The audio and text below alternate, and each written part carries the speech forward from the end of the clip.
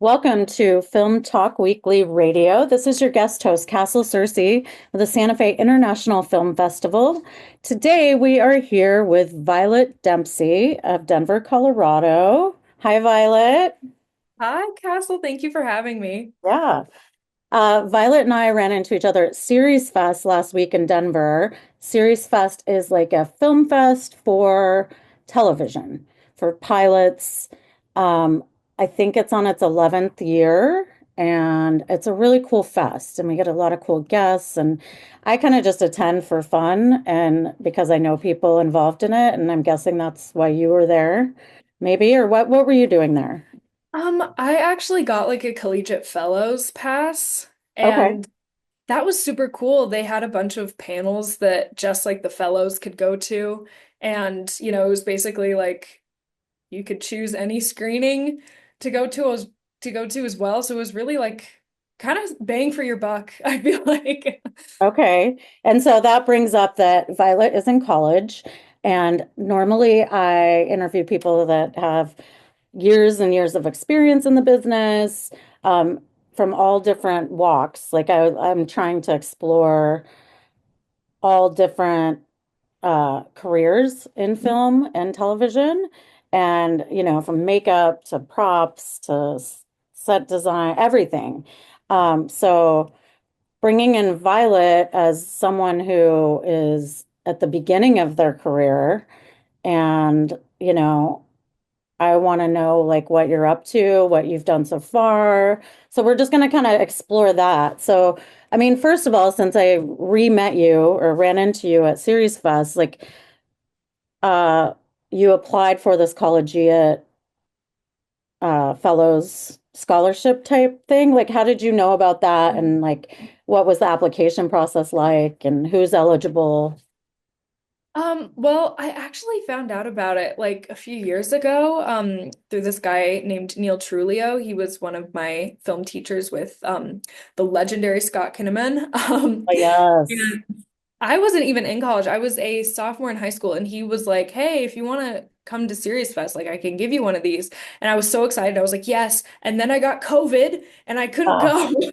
yeah. So, yeah, so I'm like, of course. But this year I finally was like, okay, I'm actually in college, and Eileen O'Brien, the woman who I made a documentary about, she is like the student wrangler this year. So she Mhm. was like, "Oh my God, Violet, you have to Yeah. have to join." And I was like, "Oh my gosh, of course." Yeah, no, genuinely. It's shocking. But then I also You have filmed an that at your school? Like, is it, yes. wow. Okay. But yeah, it was funny because like we don't do lockdown drills at the school that I went to. Because it's like it was a Waldorf school, so they're like, no, we don't want to like traumatize the kids. Mhm. Um, but I interviewed a lot of people that like either went to different schools or like went to other schools before Waldorf, and they were like, yeah, no, this was not okay. And then we did like a simulated drill as well, Wow. which was really interesting. But yeah, Okay. that that I look back and I'm like, oh, this is so amateur, but film festivals Would in you other ever re countries specifically. yeah. Well, maybe that's what was appealing about it is the naivete and just the capturing of it from your perspective at that time, you know? Now that you're older, it would be different, I think. So, I kind of. like, I thought I heard an Eileen O'Brien impression. Eileen's been on the show and Chuck and then them together, but feel free to do that Eileen impression again. I like that. A lot of It's people in Santa Fe know Eileen. What's that? my impression wasn't very good, but Well, doesn't maybe, do her justice. yeah, okay, we'll come back to that. You can like we'll think of some maybe we can both do Eileen impressions. Yeah. Okay, so you applied for that and I guess I'm curious like your origin story and I know you're still early in your career, but like when did the film bug bite you or as they say or when did you know maybe you wanted to be because you definitely want to be in film, right? Oh yeah. Oh, You're very going much to so. school for film. You're in a Yes. film program at CU Denver. Oh yes, I am. Okay. Yes, that is your where you're headed. Oh, for sure. Yeah. Honestly, the film bug bit me very early on. I wanted to be an actor when I was like from ages probably like 7 to 11. And I remember when I was little, my mom got like a new phone and it had something called iMovie on it. And I stole her phone and I was kind of playing around on it. And I was like, what is this? And I found out that I can make these trailers. And oh my God, the iMovie trailers were just constant. That was my favorite thing to do. And at that point, I was like, no, it's because I want to act. Like, I want to break into Hollywood, break into the industry. And, I wasn't very good at it. But you don't realize that when you're like 9. But then one day I realized I was like, it's not actually like the acting that I like or that I'm very skilled at. It's really the storytelling. And even though this was just like a very rudimentary form of storytelling, it's what got me into the industry and wanting to, be a filmmaker. And I remember I watched The Life Aquatic when I was 10 years old, and it was my first R-rated film. And I was like, oh my God, this is going to be so crazy. And I watched it and I just realized I was like, wow, like something about this is just different Hmm. from the rest that I've watched. Like I know in that there's like all the underwater scenes, they're like Uh, kind of animated and like really colorful, and there's that weird music, and then there's like So George singing all the David Bowie covers. And I remember seeing that and I was like, what is this? Like, I didn't know you could do this. mhm. I always watched a lot of movies growing up. Like, I'm kind of a part of like a movie loving family, but this Right. was just something like totally different. And then, kind of in that moment, I was like, I realized that film could be art, and that I was like, no, this is what I want to do. This is what I need to do. This is my calling. So then after that, I got put in film camps with Scott and Neil, and they're really the reason why I'm here today. I learned so much and I got to make a bunch of projects, and I got into my first festival when I was 13 with a film that I directed. And then I was like, oh, so this, I can actually do this. Like, this is possible and it's happening, and it has not slowed down since. Awesome. Yeah, we're going to get more into that. Like, how does that happen? Because it doesn't happen for everyone. So I want like to get into what steps you took um, but I also want to say like your first rated R movie or the movie that got you into film being The Life Aquatic. Like to me, that's a complicated movie, especially for how old were you? Like It's 10. 10.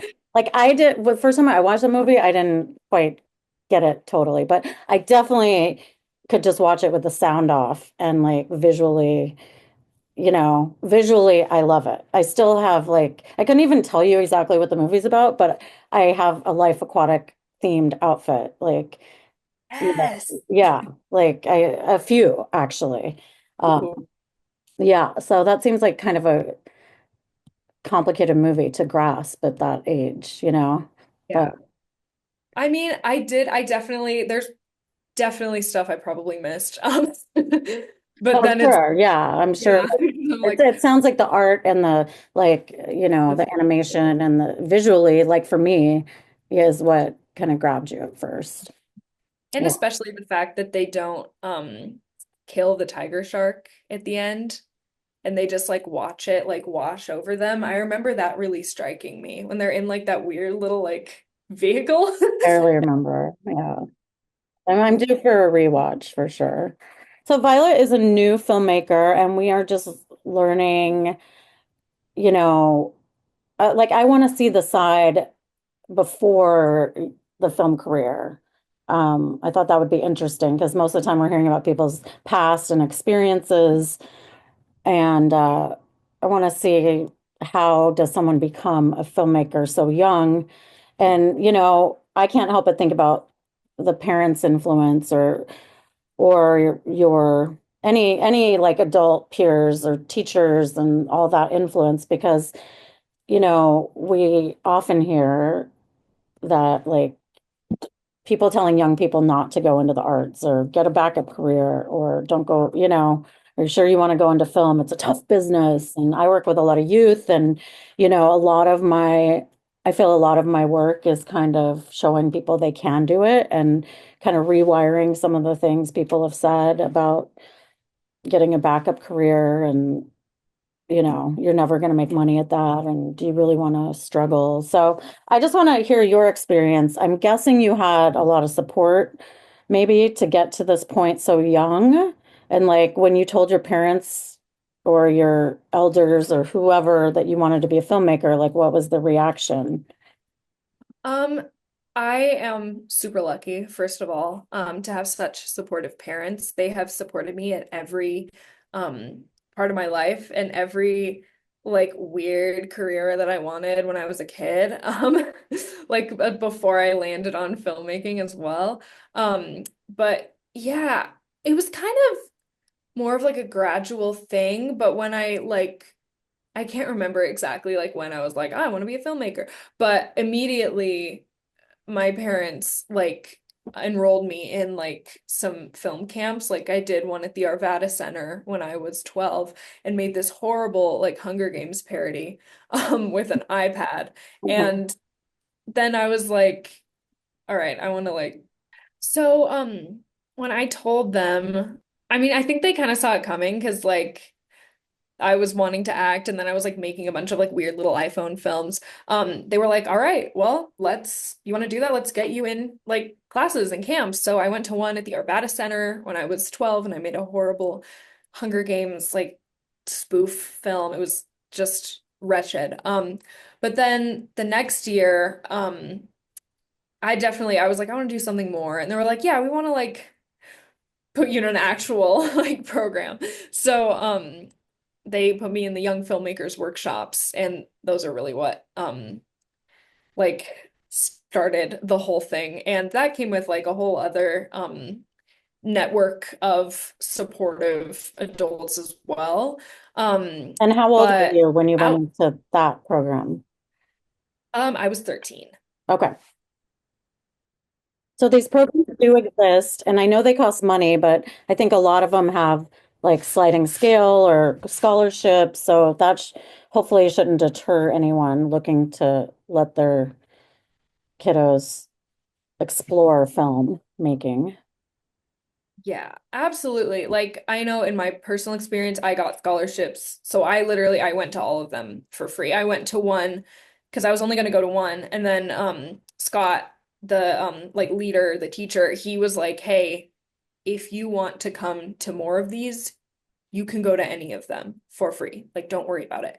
And so then I went to two more that year because I was like, "Yeah, I will take you up on that offer." Yeah. But they're really good with scholarships. So like please apply for them.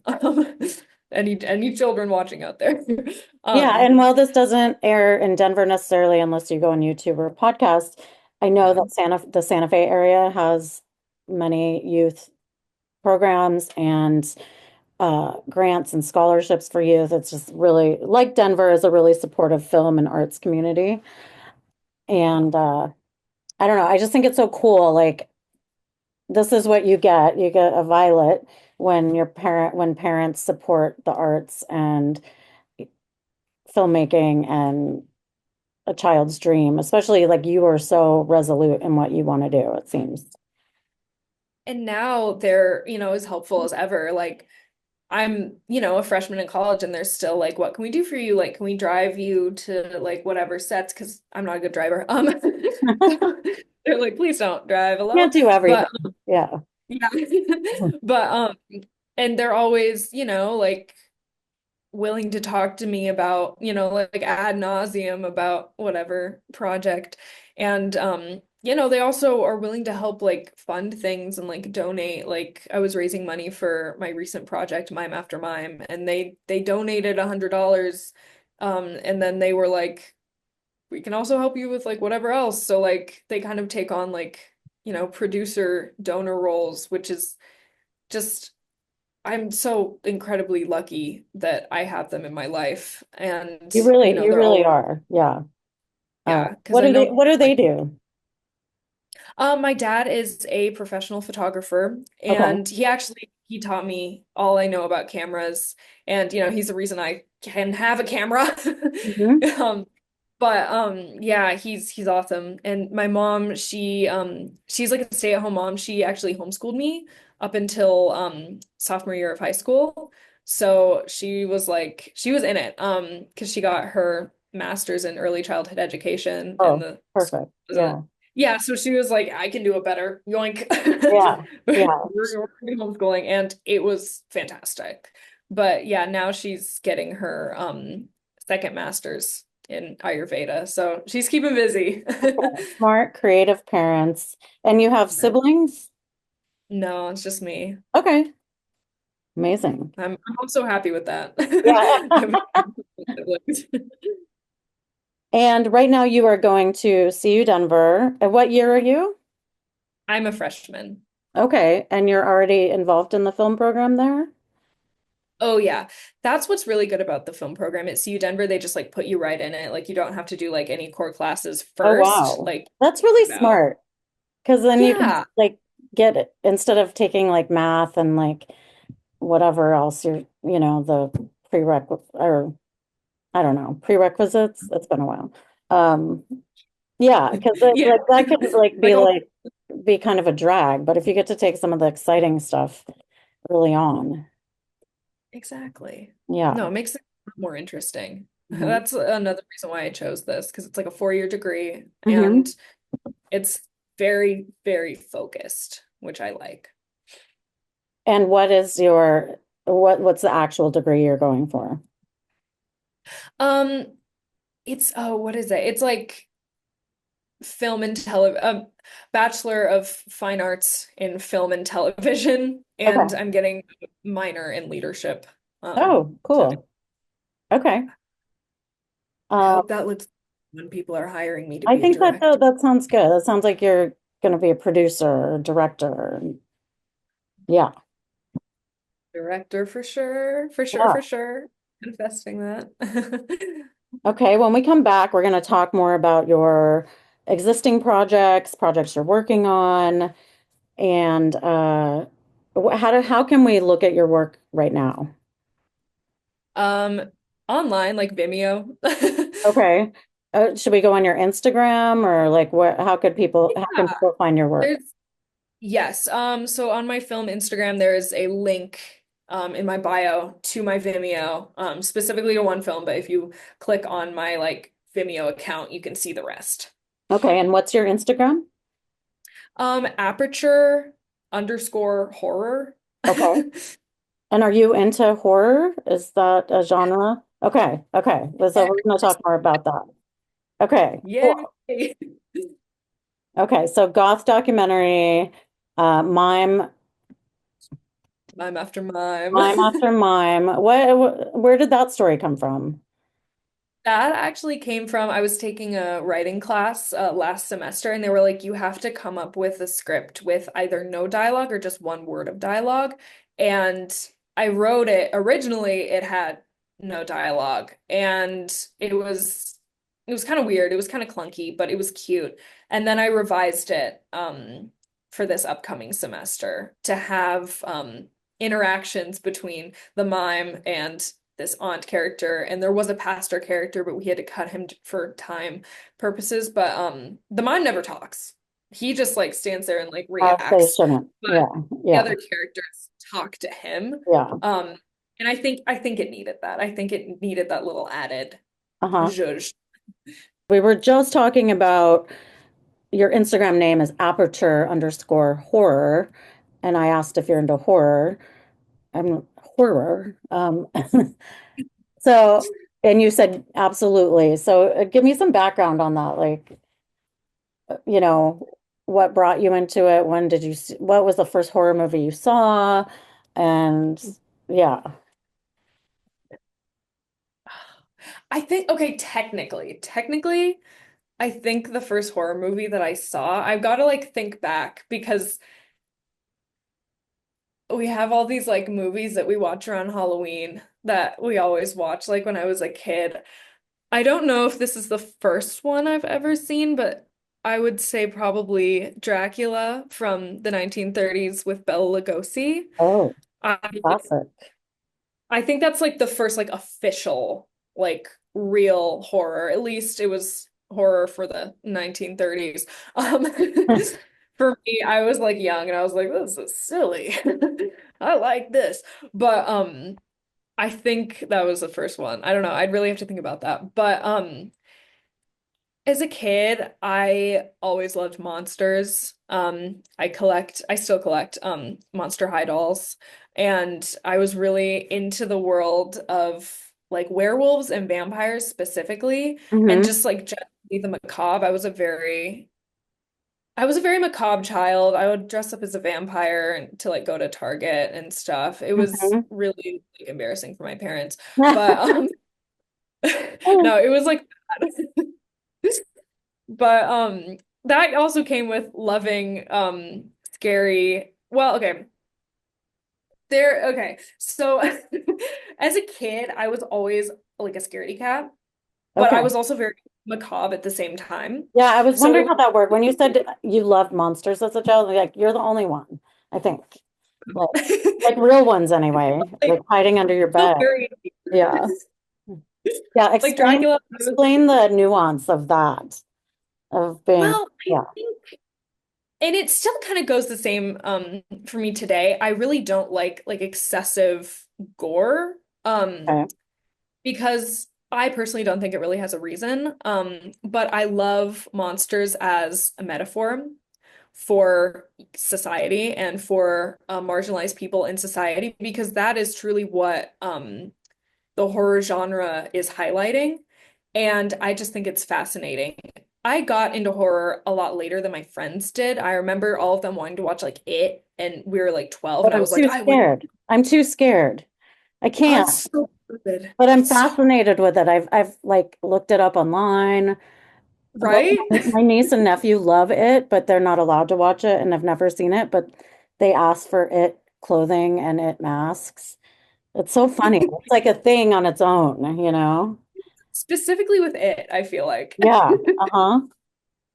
But I remember being like, "No, I hate horror movies. I would never do that." And then when I was like 13 years old, I like got into them and I was like, "Oh my God." I was like, "Yeah, this is cool. This is really fun and Mhm. really cool." And I watched like The Shining and Scream and I watched all the classics and I was like, "Yeah, I love this.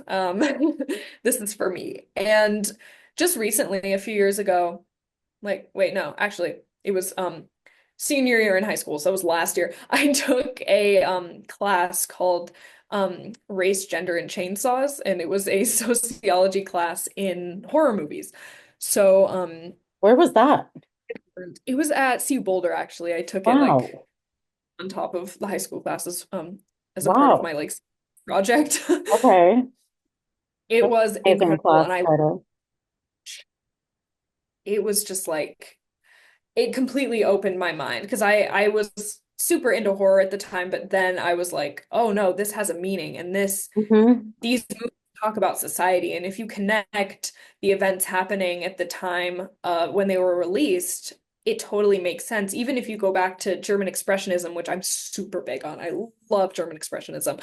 Um, it's when Germany cut off all films from coming in. So all the German filmmakers were like, I am I'm so angry. I'm gonna make freak. And like the turmoil was just reflected in those films. And I wonder if there's gonna be like an American wave of that based on the potential tariffs that are coming on foreign films. I'm wondering if I don't know, I have a theory. It's gonna be like And American also exposure. kind of I mean, I guess the censorship and the like the attack on free media and the Yeah, media in general. propaganda. Like what does that feel like in your world of, emerging filmmakers? Like what kind of conversations happen around that? It's scary because it's like come on, man. Like, I haven't even like really broken into the business yet. Like, give me a Mhm. chance before all this happens. Mhm. Um, and it's so upsetting because, when propaganda is introduced, there is a lack of art. I feel like it kind of takes the artistry out of things. And I think that's the death of free creation. Or And it that's has to be like become subversive or like, underground, lack of funding, like get scrappy resources.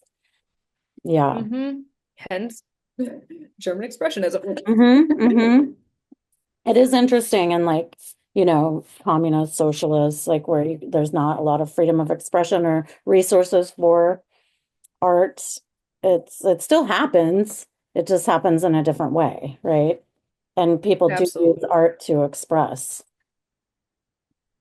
Yeah.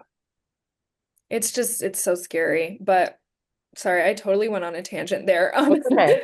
But yeah, Because we do I tangents. guess German expressionism yeah, Yeah. it's like another part of horror that I really love because it was like the birth of that.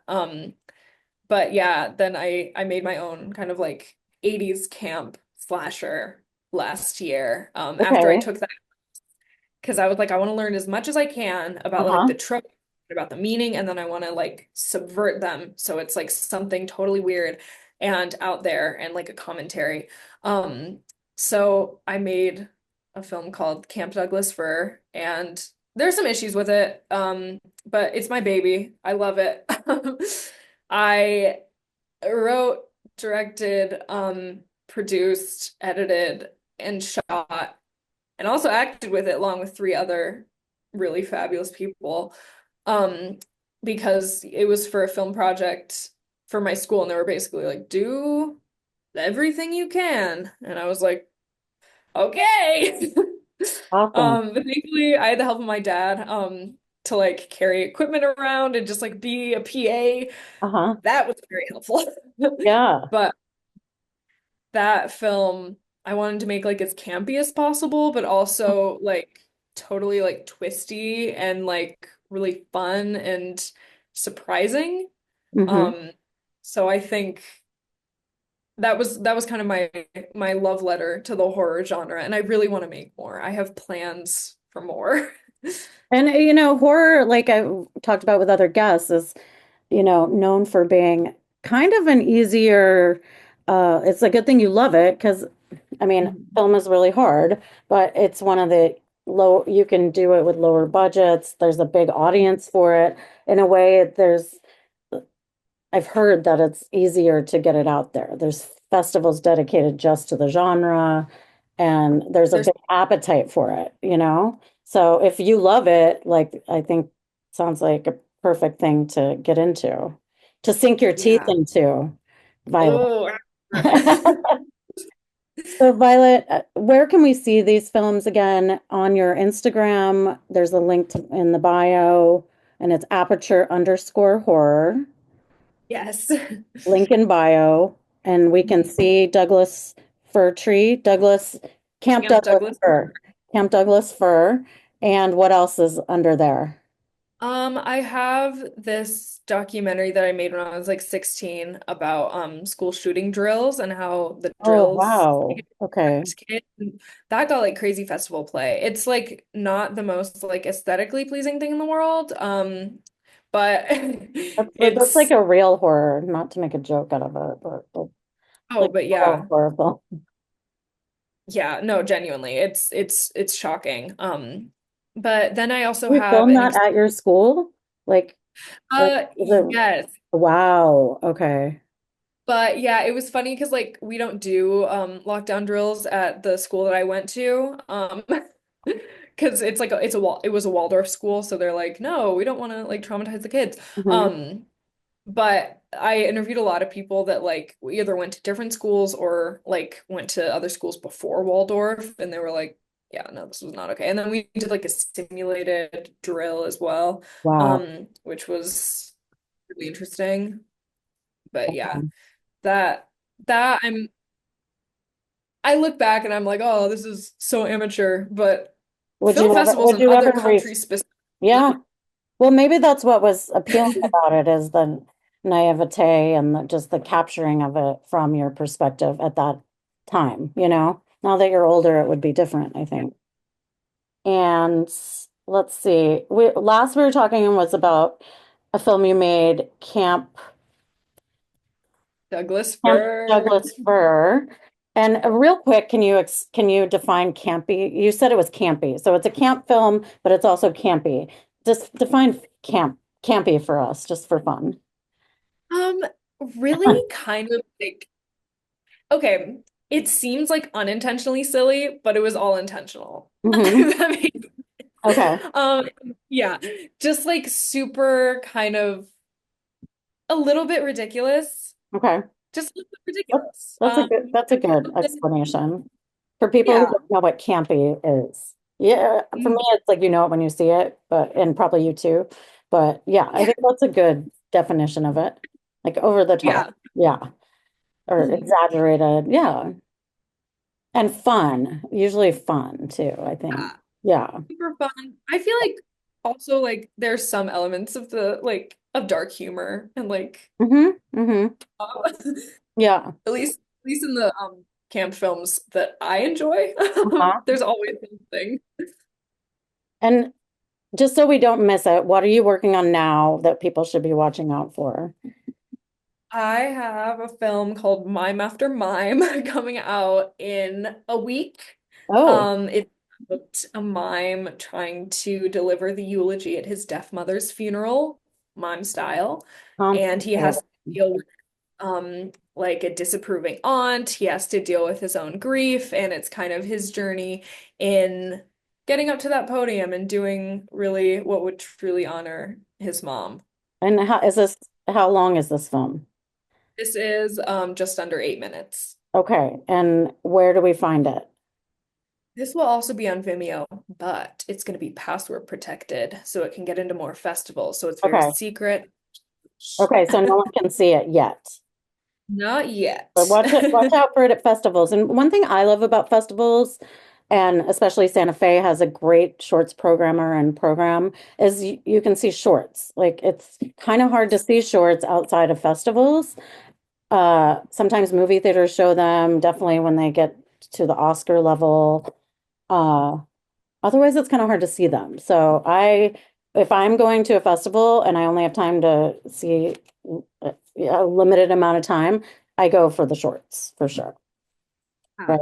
No, I love shorts. Please go support your local film festivals short packages because I Yes. feel like they don't get enough love because people are always like, for example, at Sundance, like going to see all the feature films with all the stars in them because they Right. And want those are to. going to be in movies later. So, or I mean, in theaters later or streaming, but shorts are a little harder to get your hands on. So I agree with that.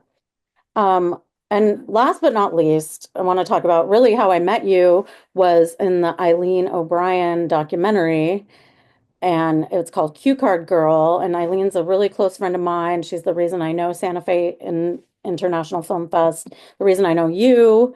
And I think I met you around that time when you interviewed me for the documentary. And Yeah, I just want to hear about how you know Eileen, how that film went down. Like we're going to dedicate the rest of this time to that. And if you can do an Eileen impression in there before you go, that'd be really awesome. okay, I'll try to work that in. Okay. So, and we met her at one of the screenings. We had made this like weird TV pilot together, and Eileen came to the screening, and that's where I met her. And I was like, "Who is this like fascinating diva?" And then Aiden was like, "Do you want to make the doc with me?" And I was like, "Yes." So that's where we met for the first time, like officially. And then, you know, we kind of like harassed her for 2 years making this film. And we're constantly like going back and being like, no, we need to do reshoots. Because like the first 2 days we shot, they got like corrupted, I think. Like it was a whole deal. But I'm really glad they got corrupted so we could get better footage. Mhm, So like mhm. we had this like amazing journey with her and And what's getting the film about?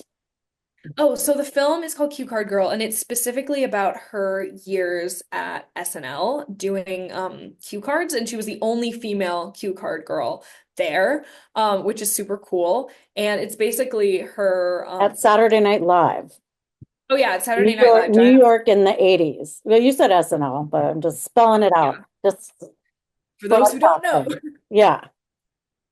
But yeah, and she had the story of how she got there and just like different stars on set and her work at George Carlin as well.